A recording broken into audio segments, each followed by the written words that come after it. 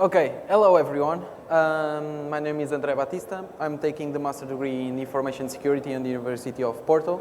And I'll be here today talking about reverse engineering, in this case, binary reverse engineering.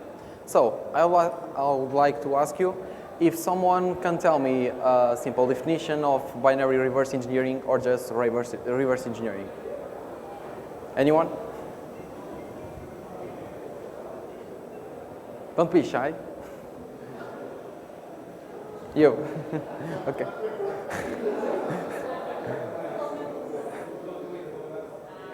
Okay then. What the hell is reverse engineering? It's about uncovering the hidden behavior of a given technology, system, program, protocol, or device by analyzing the structure or operation of its components. A valid definition is also extracting knowledge about any unknown engineering invention. There's an interesting paper from a professor from Sydney, I think, that when it claims that biology is also reverse engineering of natural systems. And if someone created this world, God or whatever, wouldn't science become a sort of reverse engineering? Yeah, matrix stuff. So, a little bit about history. Reversing was used, and still is, to copy inventions from other countries or just business competitors. It was frequently used in the World War II and the Cold War. There are some examples, such as jerry can. The British people and the Polish Americans were very jealous of the Germans and their jerry cans, and they reverse engineered it and created their own jerry can. The Panzerschreck was a bazooka, and the Germans reverse engineered bazooka from the British, I think. And there's also another example. The three planes from America were first to land in the Soviet Union, and the Soviets copied the planes. So, motivation. There are some kinds of stuff like somewhere and hardware cracking, malware analysis, finding bugs, creating or improving docs about any stuff, interpreting unknown protocols, and so on, espionage, and so on. So, who the hell knows how to do this stuff? Hackers in general, intelligence agencies, cybercrime divisions, not the one from CSE Cyber, obviously, antivirus companies, students, or just curious people. So, binary reverse engineering. It's a process of getting knowledge about any compiled software in order to understand how it works and how it was originally implemented. And you might ask, no, without the source code, what the fuck?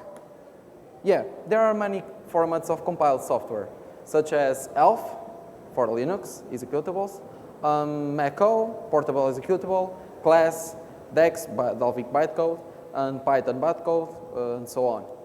So, what are the required skills? Putting a mask, maybe a bitwise mask is useful in some cases of binary reverse engineering. So, you need to be a debugging ninja. You need to know a lot about assembly. You need to be a programming guru. You need to know a lot about software architecture. You need to know logic, math, crypto, protocols, network, and very important, don't give up. If it was compiled, you can understand how it was done. Awesome tools: disassemblers, debuggers, decompilers, and patchers. So, what are disassemblers? These programs translate machine code to assembly. This is the Hopper disassembler. It's one of my favorites. And basically, it's very useful since a normal disassembly wouldn't show these rings here that are lowered into the stack.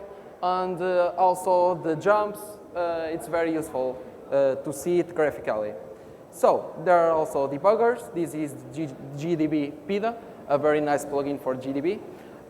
Since the debuggers are used to test other programs, basically. So, debuggers allow us to inspect memory, CPU registers, modify variables in runtime, set breakpoints, call functions, and so on. So, debuggers are very used in the dynamic analysis domain that I will talk later. Decompilers.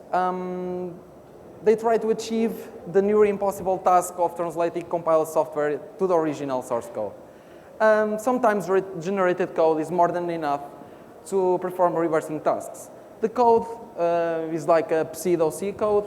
It's kind of understandable. And the most powerful decompiler is the IDA Pro. Not without the glasses, but it's nice stuff. Patchers.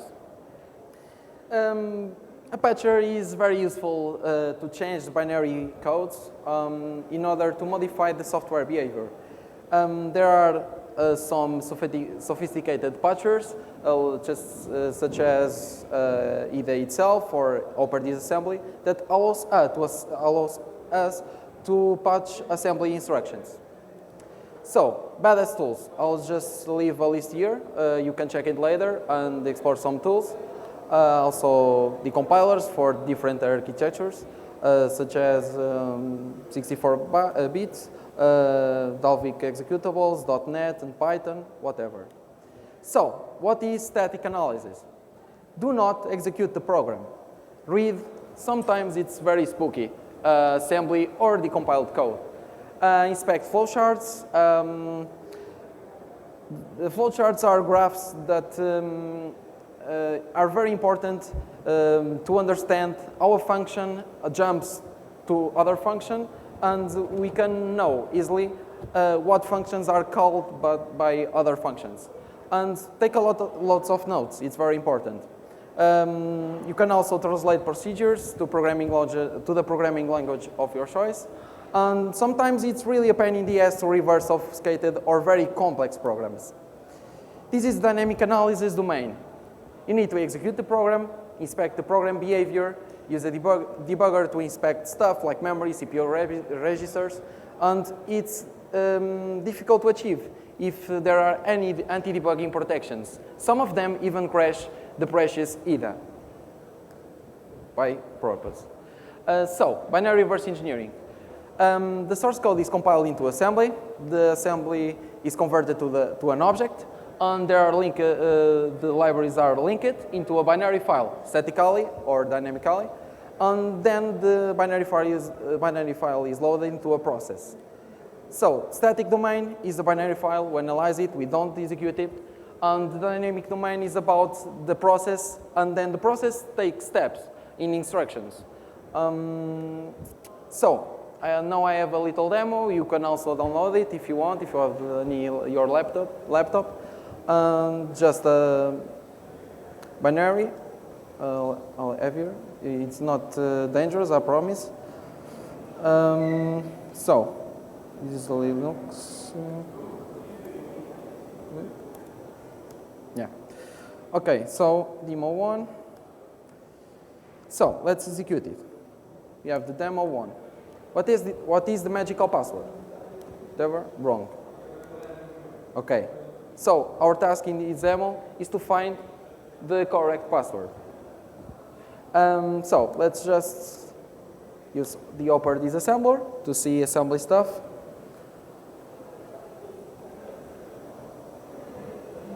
It's loading.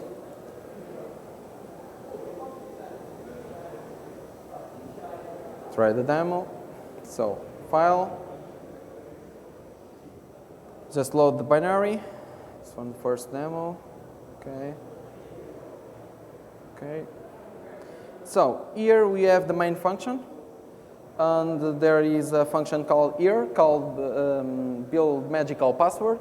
And then string compare function is called.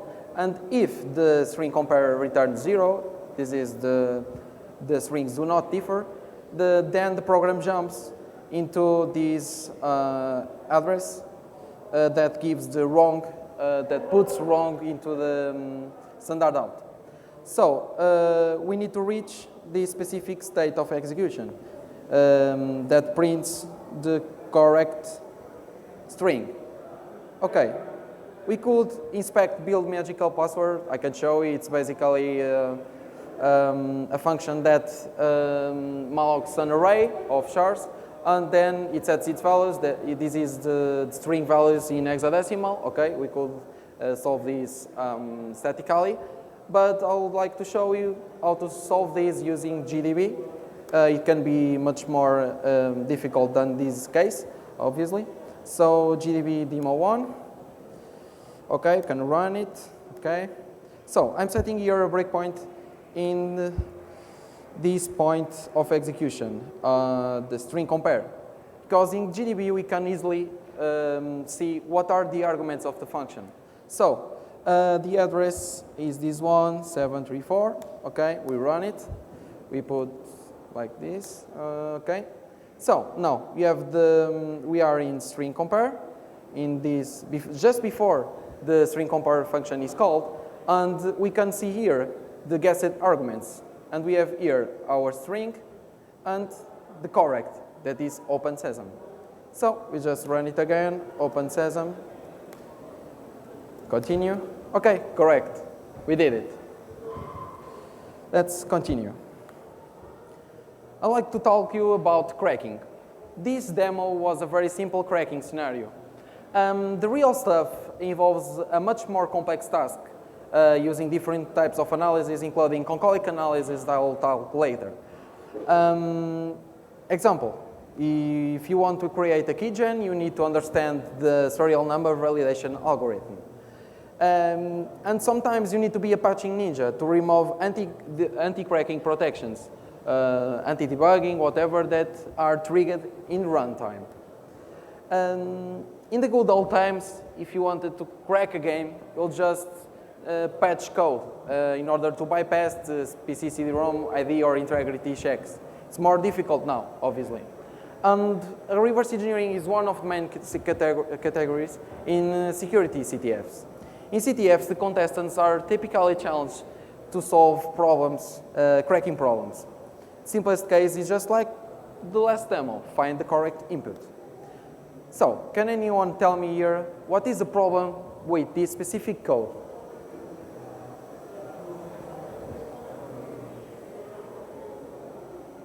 In the cracking domain, obviously. Anyone?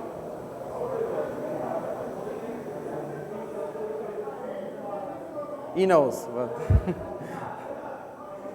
okay.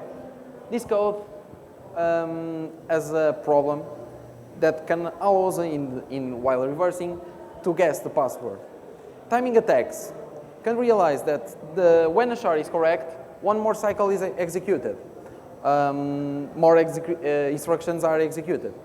And it's possible to launch a timing attack, shard by shard. And the attack complexity is much lower than the traditional brute forcing. How can you prevent this kind of attacks? We need to make sure that independently of the password, the program takes the same number of cycles to verify if the password is correct. And other kind of protections that are used for OpenSSL, I think, they have, for example, a random delay in some checks, so the people can't guess it and use this type of side channel attacks.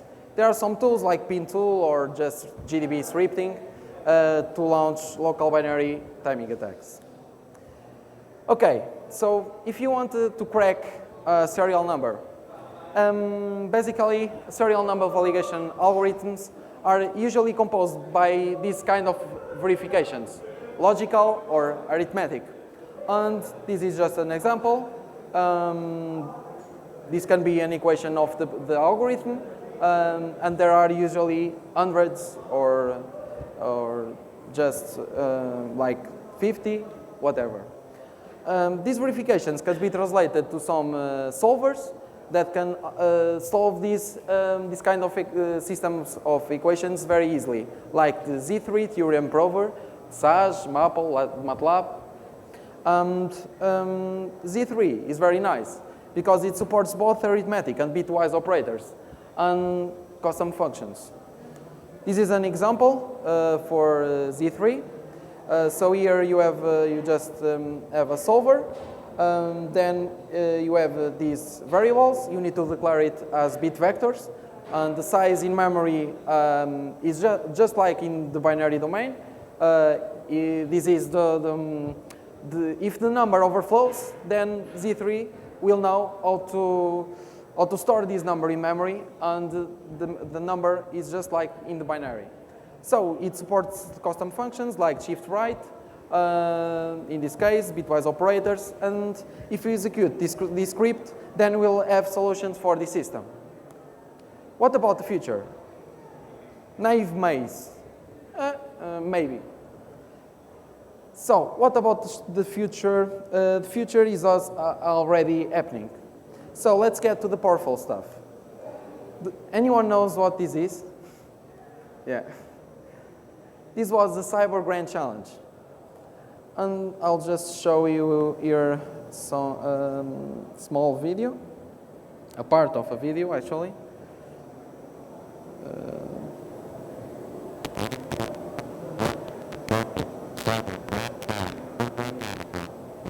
There's a problem with the sound. You raise it?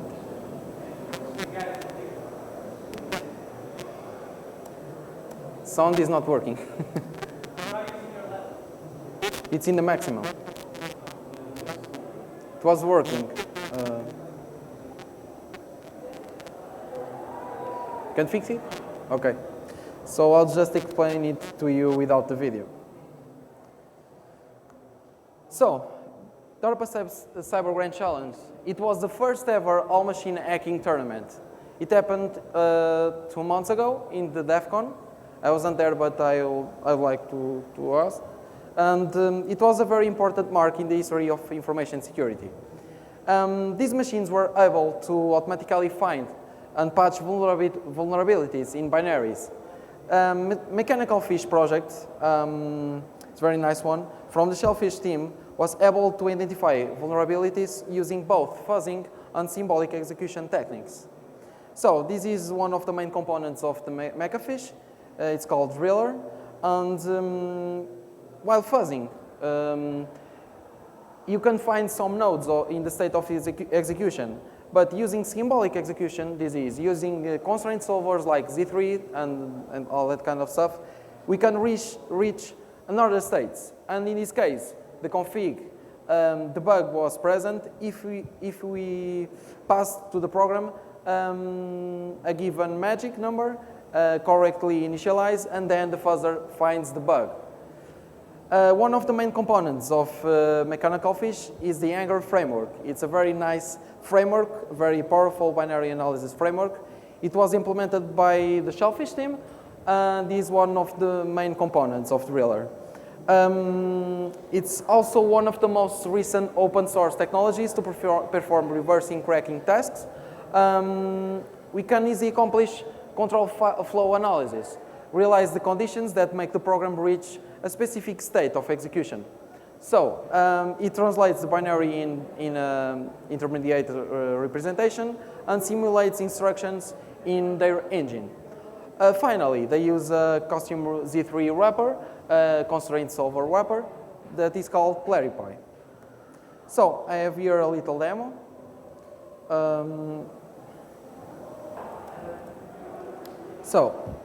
I created a script that basically uses the Z3 framework, and it loads the program, and it tries to use to find a given address and avoid an array of addresses, and uses the path group library from Anger.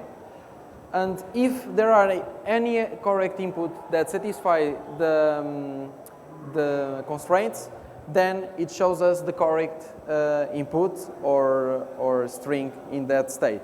So let's just execute it. Auto reverse. Okay. The binary is demo2, and we need to find what is the find address. So I'll just load the second demo. Okay. So the main function is here. and fgetS function.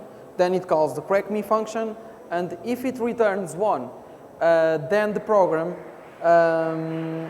jumps. If it returns 1, the program jumps here where it prints your flag is. And if not, it jumps to the shame where it prints shame. If we execute it, like, okay, shame, shame, we need to find the flag. And to find the flag, we need to take a look on this correctme function. And this correctme function is quite painful. I already decompiled it using IDA, but I can show you how to decompile it. IDA. This is a 64 bits executable. Wine. Okay, thanks. IDA is loading.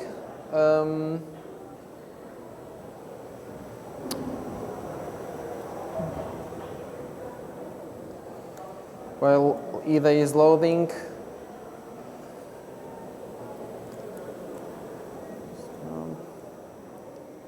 I already have the code here. I'll wait that IDA loads.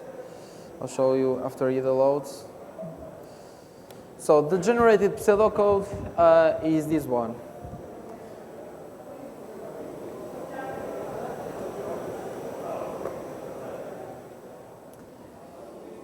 So we have the main function that we already saw in Hopper.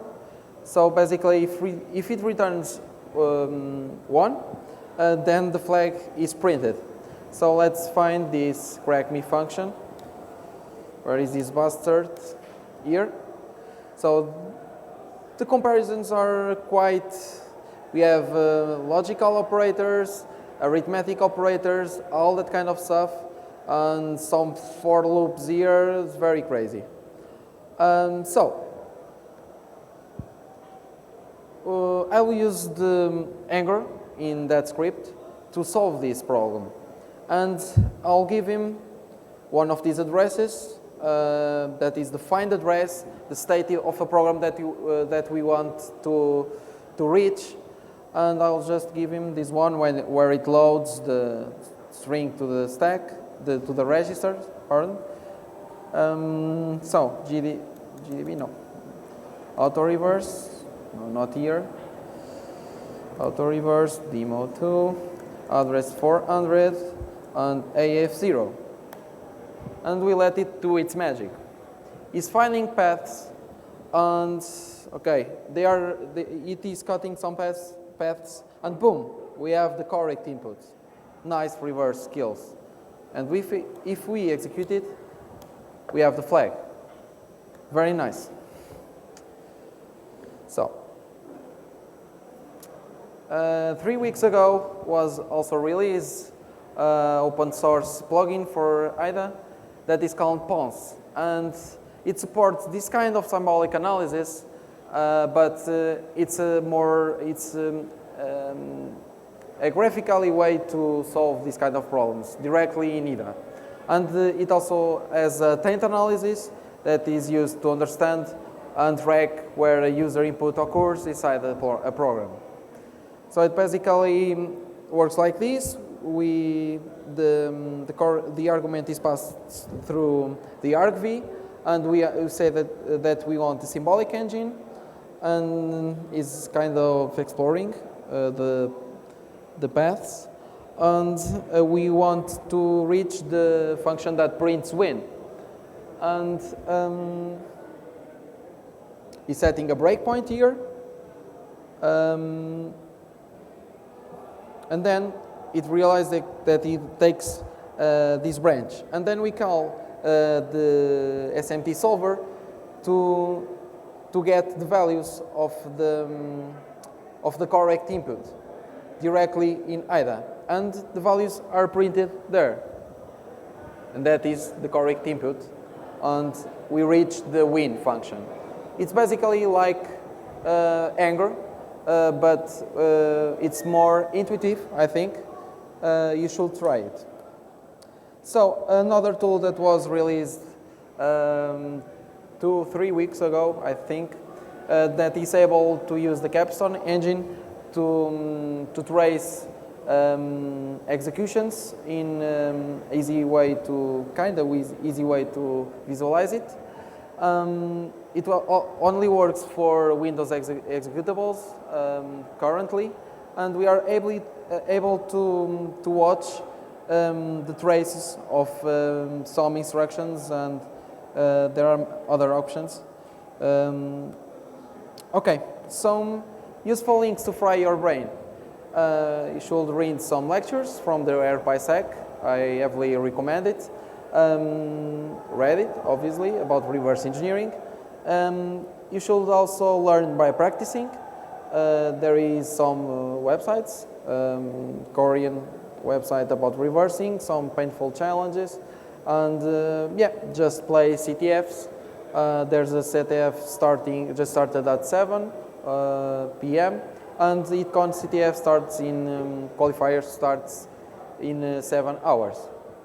So the future is about automating in a certain way reverse engineering, and this is already done by some teams in the DARPA Cyber Grand Challenge.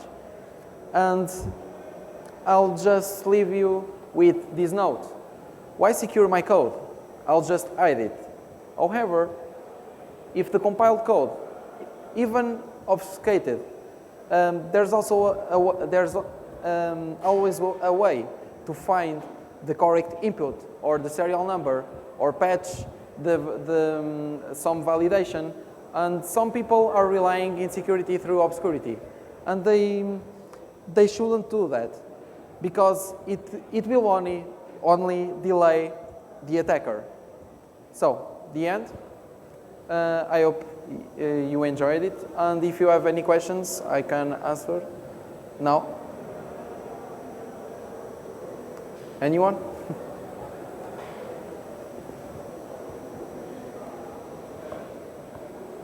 No questions?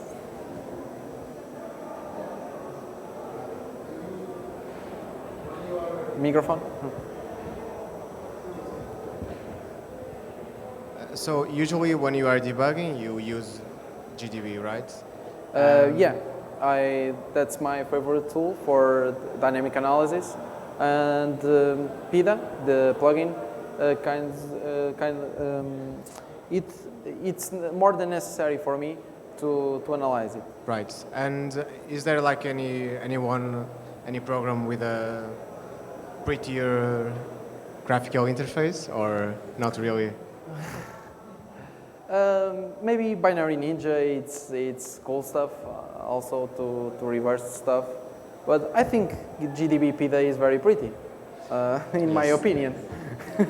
All the colors in the terminal are just awesome, and gives that hacker look in your laptop.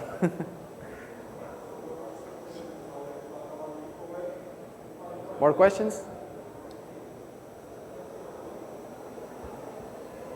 Is someone thinking about a question, or I can just... Okay, one more. How do the optimizations in compiling the code affect the time that you take to crack it? Like optimizing to a lot. Okay, they are not called optimizations. Maybe obfuscation of code. Some tools can do that, even for C code, and just scramble the variables. Another compiling option is to strip variable names and all that kind of stuff. It kind of difficults the job of understanding assembly and the compiled code. The variable names are not so pretty as the ones that I showed here, like these ones.